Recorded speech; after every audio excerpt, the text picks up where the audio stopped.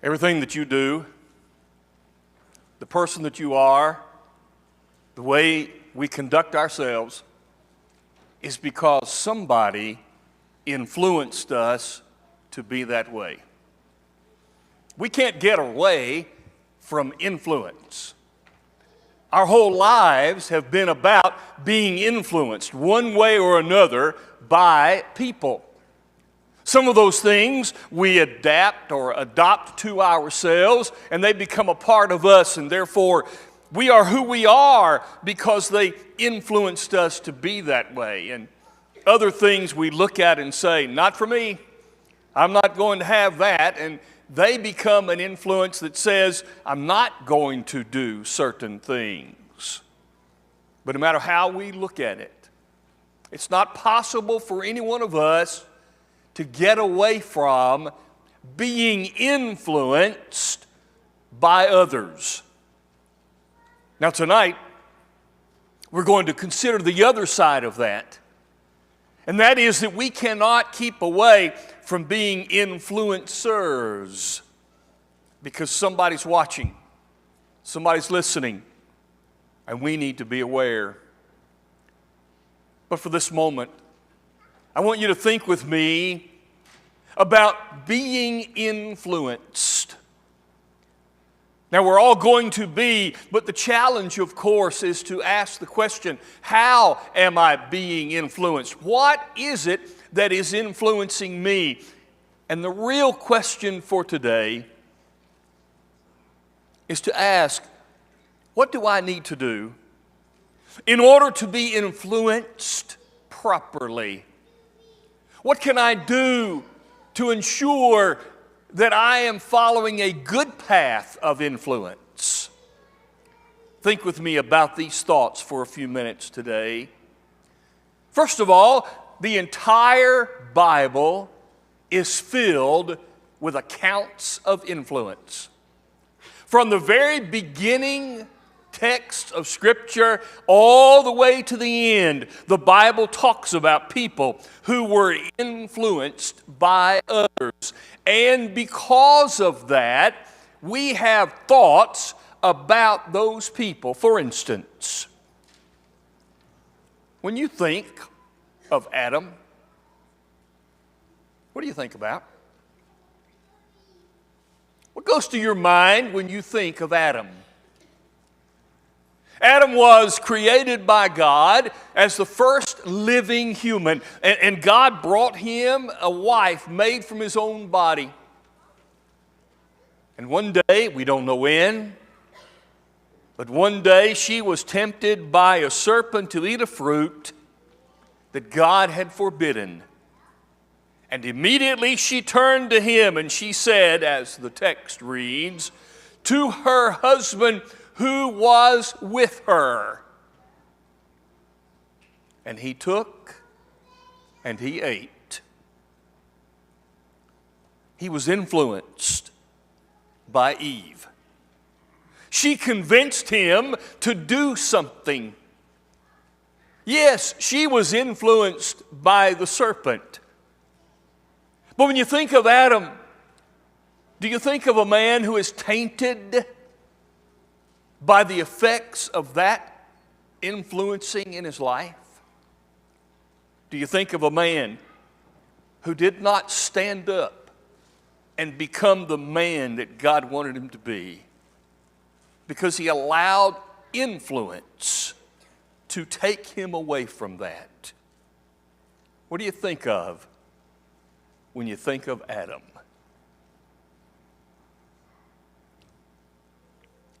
Later in the book of Genesis, Joseph comes along. He has older brothers that don't like him very much because God is talking to them through him. And he's getting visions from the Lord, and he's telling his brothers about it. One day, Dad sends him off to take some stuff to the boys who were out taking care of the sheep. And they saw him coming. And they said, let's kill him. Reuben said, no, let's don't do that. Let's put him in a pit. And later he thought he would come and take him out of the pit and get him home. But while Reuben was not around, Judah said to his brothers, look, there's coming a caravan going into Egypt. Why don't we sell him to them and make up a story that he's been killed? When you think of the brothers of Joseph, what's their reputation? Who are they? Oh, I know they were the heads of the tribes of Israel, but when you know that story and that influence and how they allowed it to influence them, what do you now think of them? Probably not as good as you might. Naaman is a commander of an army. Powerful man. He has leprosy, an incurable disease. There's a young slave girl in his house who had been taken slave from the people of God. And she said, oh, that my master were in Judea. There is a man who can cure your disease. So we ran down there quickly in his chariot, and eventually he came to Elisha, who said, yeah, go dunk yourself 7 times in the Jordan River and you're going to be clean. And he rebelled. That's a stinking, nasty river. We have better rivers back home. And he was heading back home, and his slave driving the chariot said, it's such an easy thing to do. Why don't you just do it? And he went to the Jordan River and dunked himself 7 times. And he was made whole. What do you think about those 2 slaves? Ripped from their homes and yet held to some principles. And now Naaman, who was involved in taking them from their homes, what do you think of him now? When he listened and he was healed and he became someone conscious of the eternal God. What do you think about him now? Jesus came on the scene, and one day Andrew encountered him. And in listening to him and in talking to him, he was inspired. We found the Messiah, and he ran to get his brother Peter. You got to come see this guy. I think he's the Messiah. Peter could have been like many others who couldn't believe that could happen. But instead, he came with Andrew, and he became Peter the Apostle, the first gospel preacher. Now, what do you think about Peter? We are influenced by so many people, by so many things, by so many opportunities. And the way that we are influenced and what we become develops a reputation that we carry with us. I am, to a great extent, what I have been influenced by others to be. And you and I have a reputation. We have a name that is built upon how we have been influenced. It might be a reputation like Adam had, or like Joseph's brothers had when the influence is poor. Or it just might be that our reputation could be like Naaman, who allowed slaves to convince him of something good. Or Peter, who listened to his brother. And now their reputations are much better. I have no doubt that every single person gathered in this room and anybody who's online with us, I have no doubt that we want to have a good reputation. We want to be known for people who are doing what is right. We want to be influenced properly.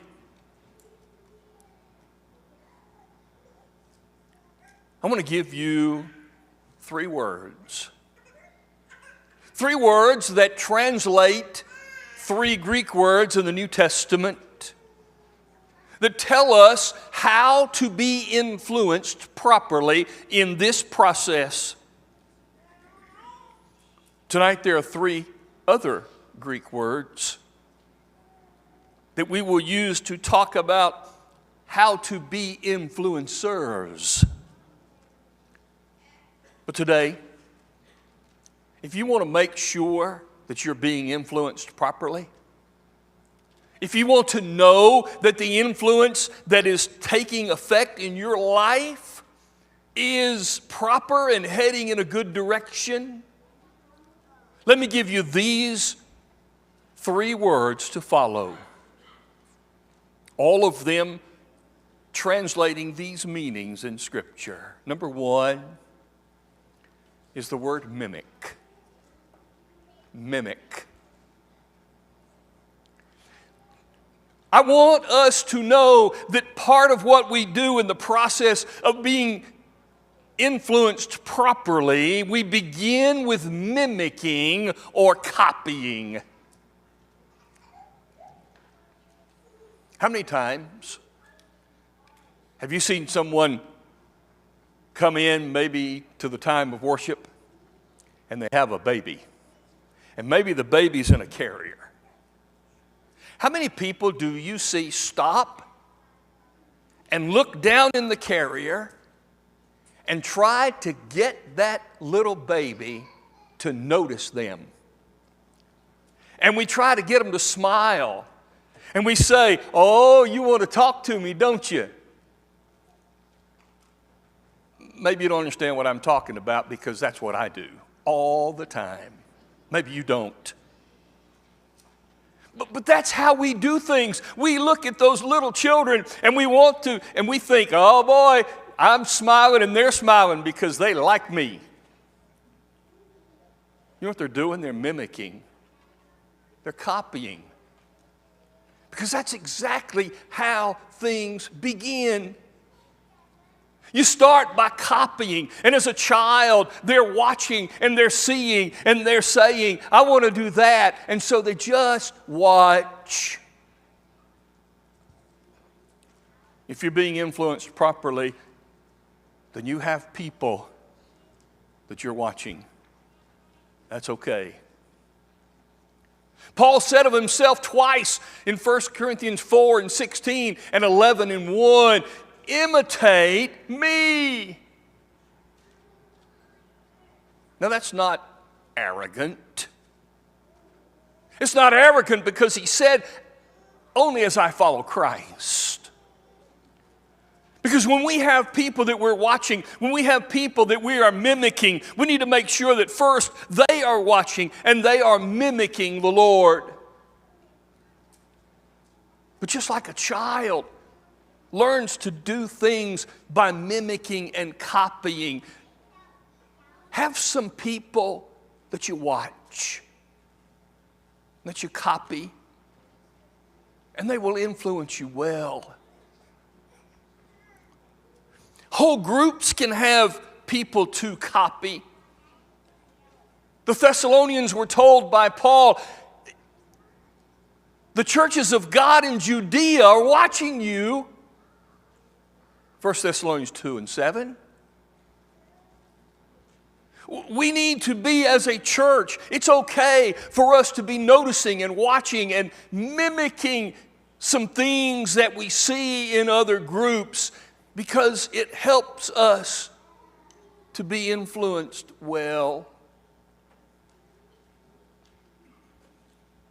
We need to be people who are able to say, I have someone that I'm following.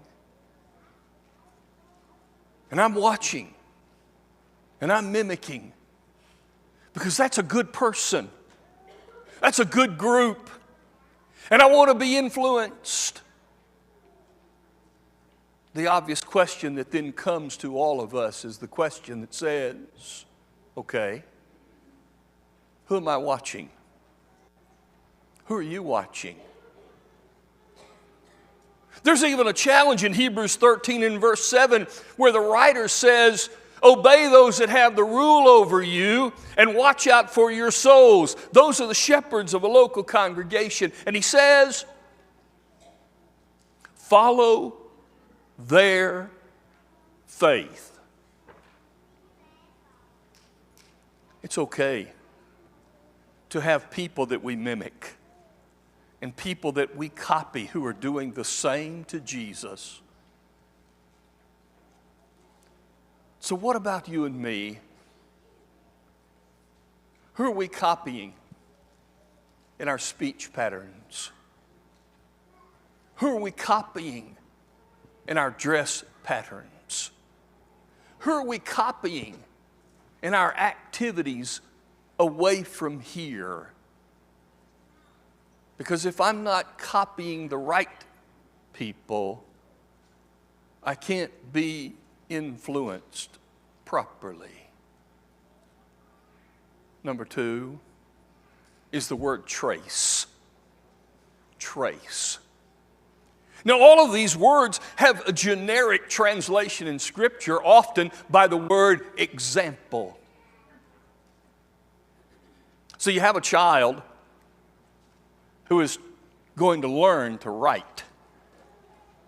And you see those pages that have the dotted form of letters.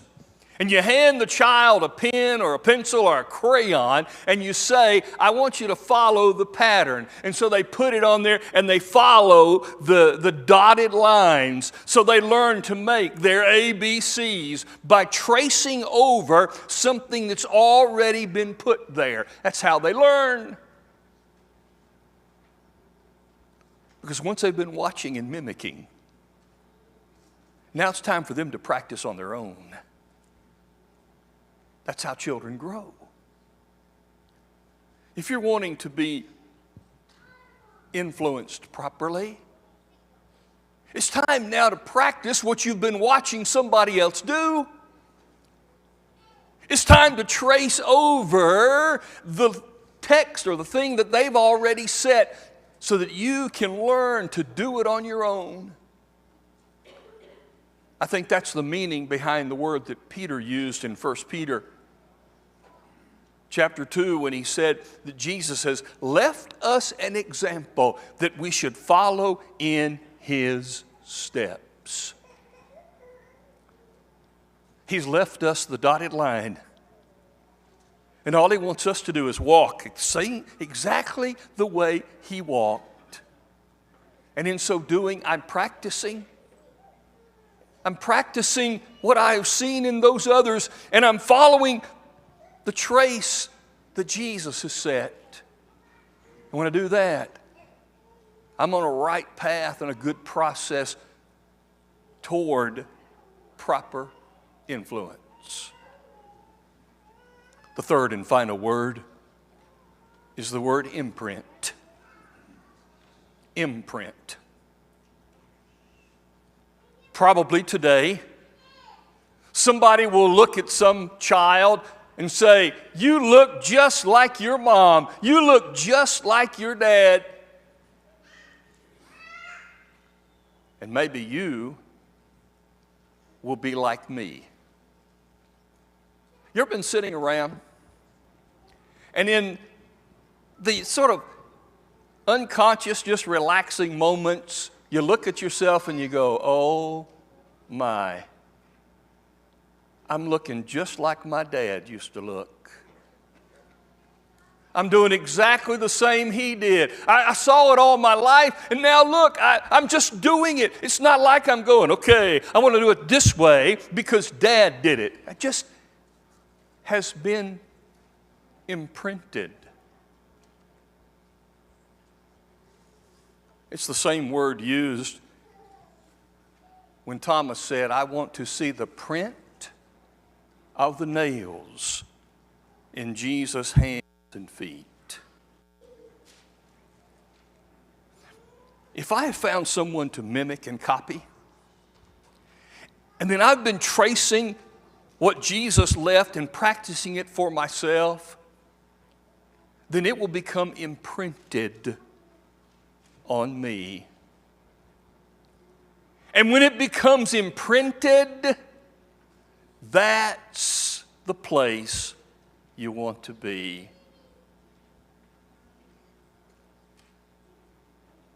To have something imprinted on your heart and mind requires special attention. It takes great care. Paul warned the Thessalonians, note, that's that word, that cause divisions among you and separate from them. When we're watching and noticing, we need to see the imprint that says that's not a good imprint or that is a good imprint. And it takes great care. This imprint that we need to have in our lives is an imprint of a certain doctrine. Romans 6:17, Paul said of the Romans, I thank God that you have obeyed from the heart the form, the imprint of doctrine that you were delivered. We have to be people who are willing to be imprinted with the image of Jesus. 2 Corinthians 4:16-18, Paul says that very thing. He says that we're looking to an image into which we are being transformed while we look at that image, while we're being imprinted with it. What I'm saying is this. If you want to be a person who is influenced well and therefore has a reputation that is solid and sound and good, then start today. Find people that you can mimic and copy who are trying to follow Jesus too. And when they're not around, practice for yourself what you've seen, tracing the design they left, following the steps of Jesus. And then allow it to be imprinted in your heart, where people can say when they look at you, I see Jesus.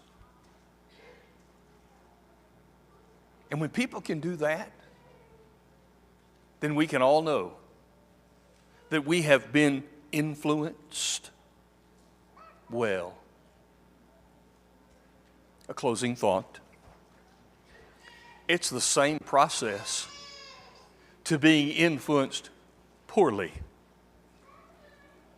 Because people who are not the people they need to be began by copying and mimicking someone or something that they should never have done. And it became a part of their lives, and they were practicing it, and they were tracing it, and they were doing it. And now they are imprinted with those very same negative images that they've been following. I can't get away from being influenced. But I can decide who I will learn to be influenced by. Today,